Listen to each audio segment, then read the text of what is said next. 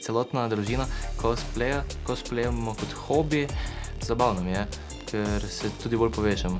Več časa preživimo skupaj zaradi samega cosplaya. Trenutno se pripravljamo na konvencijo, ki bo v Krapini. Reče se ji Krakon. Delamo kostume za Star Wars, pač jaz bom Java, ti boš Sith, mami bo...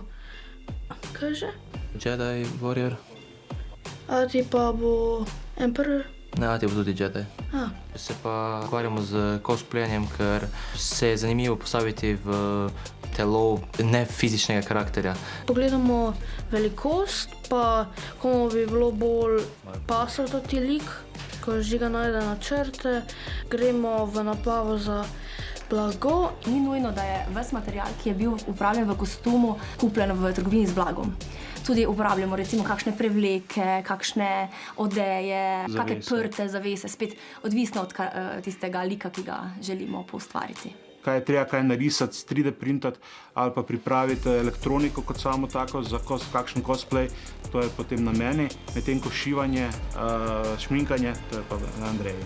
Lik se živimo podzavestno v bistvu, ker če nas določeni liki zanimajo, v bistvu poznamo, kdo so, kaj so in kako se obnašajo. In zato podzavestno na konvencijah se zavživiš v karakter, ker se tudi veliko ljudi okoli tebe zaživi v njihove karaktere.